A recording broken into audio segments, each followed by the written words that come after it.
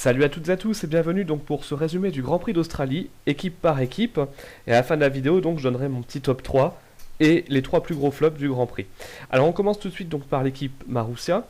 Alors pour l'équipe Marussia, c'est très simple, hein. Finalement Bianchi a complètement atomisé son coéquipier Chilton durant tout le week-end.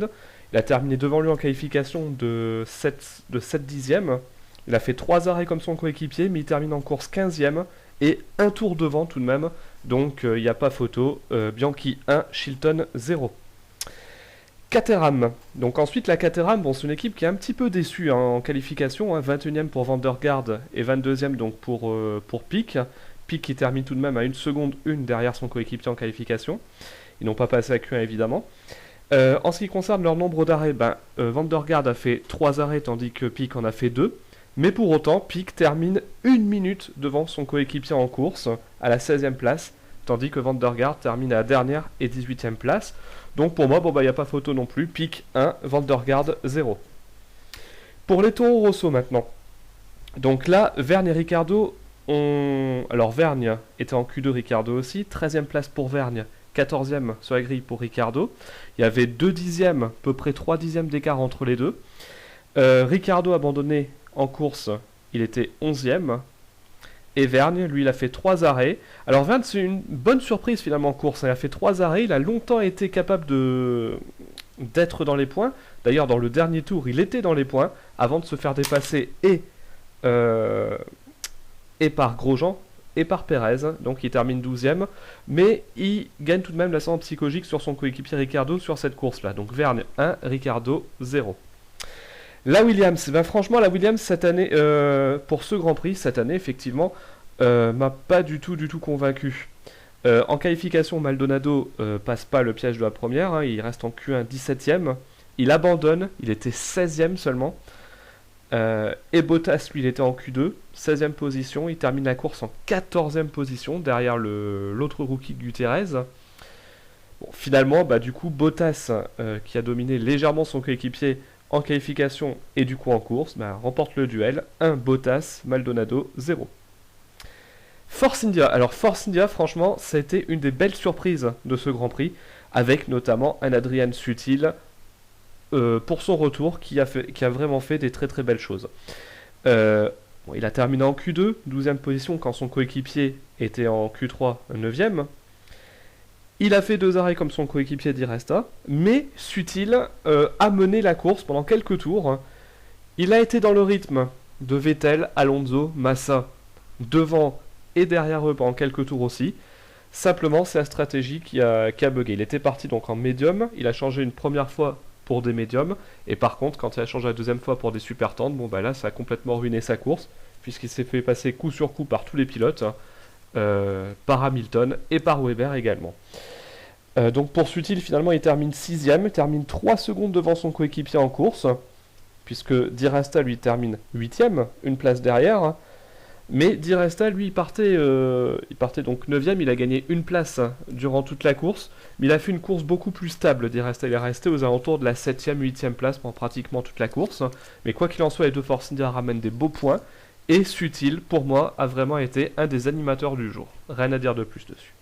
Alors en ce qui concerne le combat Sutil-Di Resta, finalement j'ai envie de dire un partout, puisque les deux pilotes, pour moi, n'ont pas réussi à se départager. Di Resta a fait une belle qualif et Sutil a fait une belle course. Pour autant, il termine pas très loin devant son coéquipier, donc c'est du un partout. Sauber, voilà une équipe qu'on a littéralement absolument pas vue en course, parce que j'ai regardé le Grand Prix sur Canal+, et on les a vus donc qu'à une seule occasion. Moi j'ai vu qu'à une seule occasion en tout cas, c'est quand Gutiérrez s'est fait prendre un tour par les leaders. Alors Gutiérrez, donc lui, n'a pas passé la Q1, il est 18ème sur la grille de départ. Hülkenberg, lui par contre, était en Q2 à la 11ème position, mais Hülkenberg n'a même pas vu la fin du premier tour, il est rentré au stand et abandonné. Tandis que Gutiérrez, lui, avec ses 2 arrêts, a terminé 13ème. Alors c'est le mieux placé des rookies cette année, 13ème position, puisque Vandergaard termine 18ème, Bianchi termine 15ème, Chilton termine 19ème, et Gutiérrez termine donc...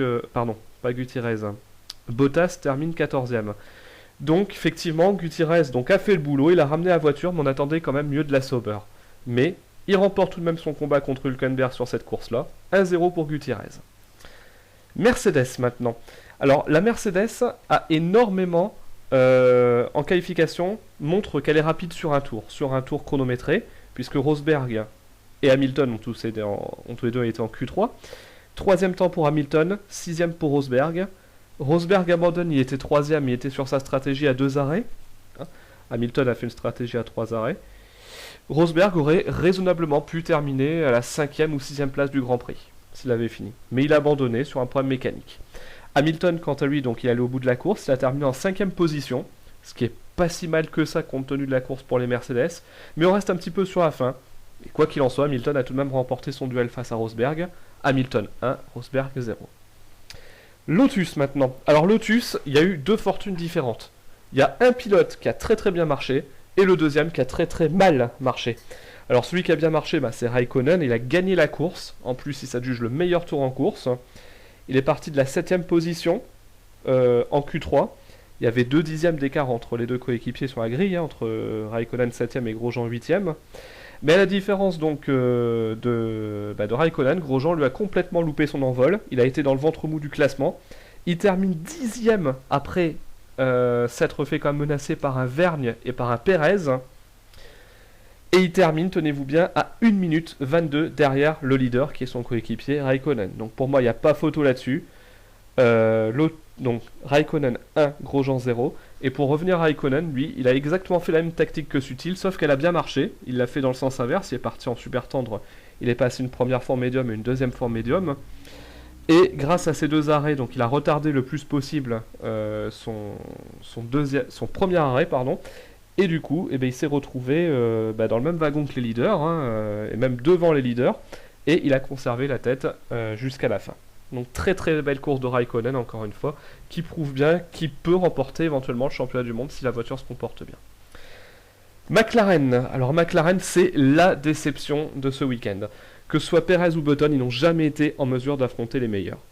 Perez, lui, il est en Q2, 15e.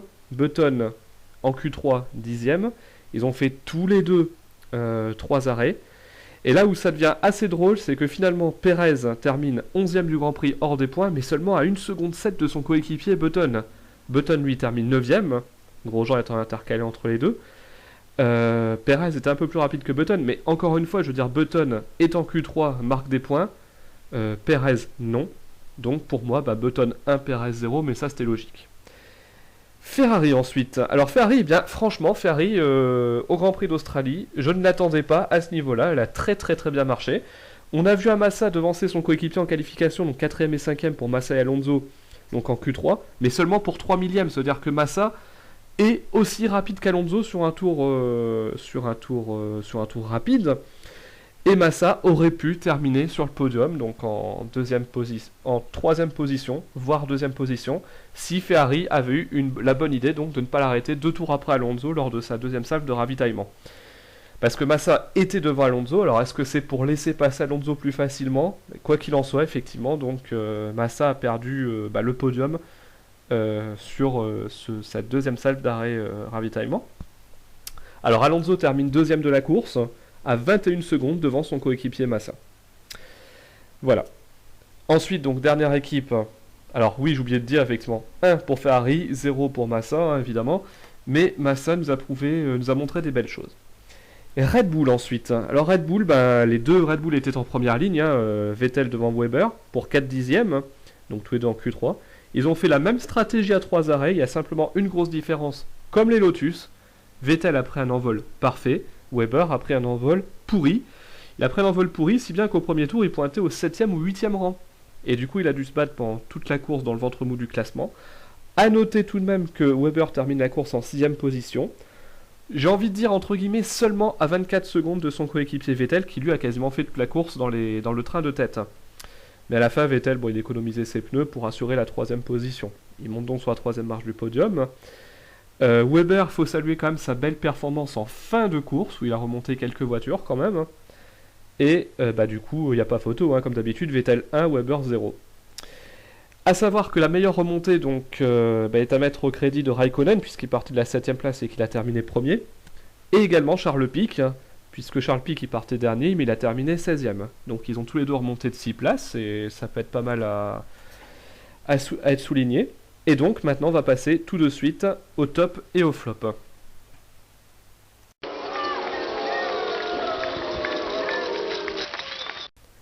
Alors on va commencer par les flops, hein, donc dans l'ordre décroissant. En troisième position, moi j'ai mis Williams et Sauber pour les raisons que j'évoquais dans la vidéo. Ces deux voitures de milieu de tableau, on attendait quand même beaucoup, et qui n'ont quasiment pas existé, à part éventuellement le titre distinctif pour Gutiérrez d'être le meilleur rookie, en terminant donc à la 13e position. Ensuite, en deuxième position, moi j'ai Romain Grosjean. Alors on peut dire ce qu'on veut, mauvais départ, mauvaise fortune et tout, mais franchement Romain Grosjean ne m'a pas du tout convaincu pour ce Grand Prix. Il s'élance 8ème, à 2 dixièmes de son coéquipier en qualification, mais il termine 1 minute derrière en course, à la 10e place en étant menacé par un Vergne en fin de course et un Pérez quand même. Donc 2e place pour Grosjean. Et le plus gros flop de cette course, je le dis et je le répète, c'est les McLaren. L'équipe McLaren Mercedes, tout simplement parce qu'au début de la saison, je les voyais dans le groupe de tête, dans les favoris pour le championnat, et là ils ont prouvé que ils sont du niveau, pour l'instant, Grand Prix d'Australie, d'une équipe du milieu de tableau, puisqu'ils terminent 9e et 11e. Pérez n'est même pas dans les points, il a même pas passé la Q2, il était 15e Pérez, tandis que Button, lui, il était en Q3, mais difficilement à une 10e position, quoi. Donc ça fait peur.